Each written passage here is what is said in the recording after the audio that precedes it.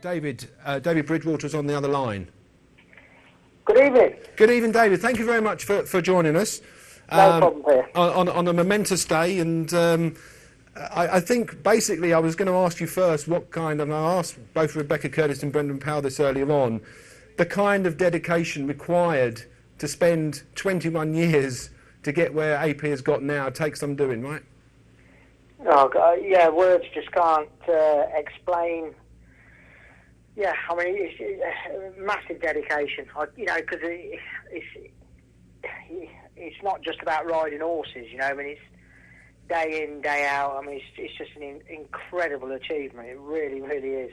And if we go back to the mid-90s, when the lad here was like in his nappy, I mean, you was battling it out with AP, and what was he like in the weighing room then? I mean, obviously he's changed now, I guess, but it must have been a formidable opponent on occasions. Yeah, I mean, AP was, what he was. I mean, his appetite for it is just, I've never met anyone quite like it, really. I mean, even going back to the Dunwoodies and the Scudamores, I mean, obviously times have changed a little bit. I mean, when Dunwoody and Scudamore were fighting it out, and then a young man came along called Adrian Maguire, who sort of shook everything up a little bit. We thought, God, who's this chap come over from Ireland? And then lo and behold, on the next boat, AP McCoy turns up. Yeah. I mean, it was just... Like waiting for a bus. Sorry? I said like waiting for a bus. Yeah, it was incredible. Absolutely incredible, because any English jockey, you always used to, Adrian Maguire got these bloody Irishmen, why don't they go back? But yeah, I mean, then AP McCoy turned up, and what he's done, you just can't believe it. You just can't believe it. Did you ever think that, going back to then, that he would have lasted this long? Or I suppose it's hard to gauge, really, because you obviously in the weighing room you've got so many other lads there, and a lot of them have retired now. I mean, was he the kind of character that you thought, oh, he's gonna go carry on riding and riding and riding? No, I mean, he's 39, isn't he, AP? Yeah. I mean, good God, I mean, in the old days he'd have been retired at 30, 31. So, yeah, I mean, how he's carried on this long is just incredible on its own, let alone at the level he's been riding at. It's quite amazing. Okay. Hi, David, it's Luke here. Hi. Wickhill is one of your horses, obviously. Yeah. What does it mean? Obviously, he's been bought by JP McManus. What does it mean to you to have that kind of backing in your stable, and obviously AP to ride a horse like that? I mean, it's brilliant. I mean, it's almost like, I mean, we're sort of, we're just trying to get going, really. I mean, we've always sort of gone around with sort of cheap horses and tried to do the best we can. And I bought Wickhill as a baby, and bought him through the ranks, so to speak.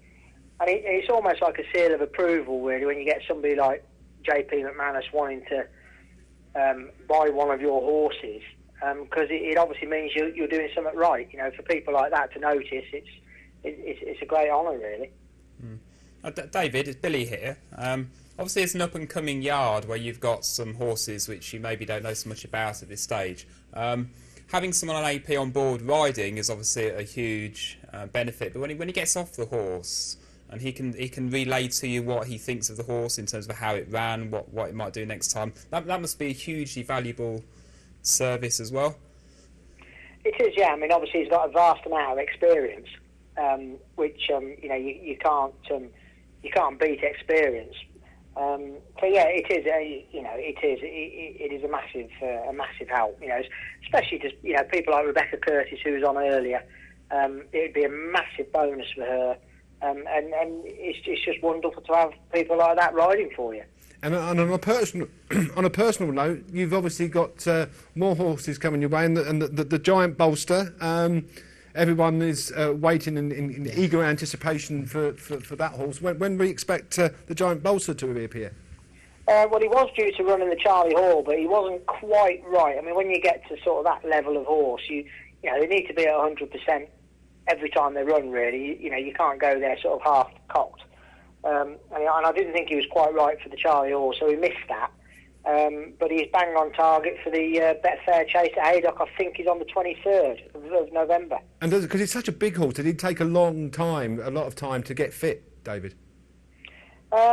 Yeah, well, he's more lazy than anything. He's quite a laid-back character, so he does take a bit of stoking up, really. But he's in good form again, and really looking forward to the race. I think the race itself is going to be quite a warm race. So if we could run as well in it as we did last year, we were third.